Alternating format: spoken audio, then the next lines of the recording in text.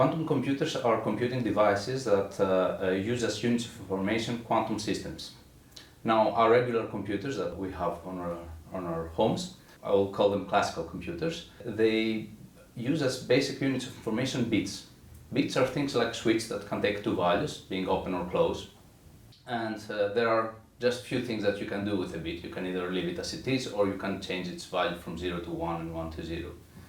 Now, quantum systems behave very differently than classical systems, in the sense that you can have a switch that is either closed or open, or it can be somewhere in between, being in some loose sense both open and closed, and in various degrees of being open and closed. And because you have all these new ways of processing this unit of quantum information, you are able to perform many new algorithms that you couldn't actually do with these classical switches, these classical bits.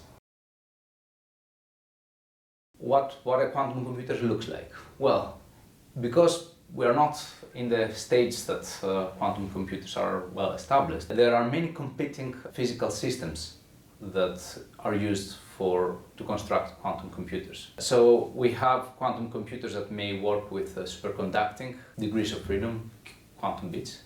You have computers that works with photons as their basic elements of quantum information. You have quantum computers that work with ions, with cold atoms. There are many different approaches to quantum computing. Each of them is different in terms of the size and the difficulty and the progress in terms of number of qubits. The one dominating right now is the superconducting one, so it's the device by Google and IBM. The device, the actual chip, is very small. The number of qubits.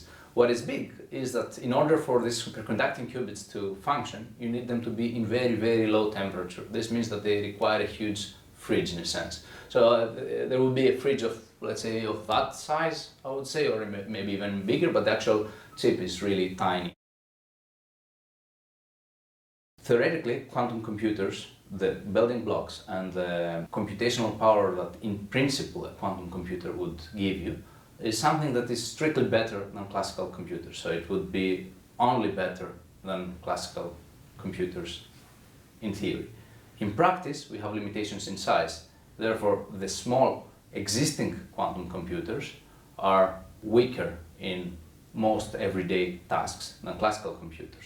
However, even with these very, very small devices, which are rapidly growing, by the way, but even with these devices, there are certain tasks that quantum computers can already beat classical computers.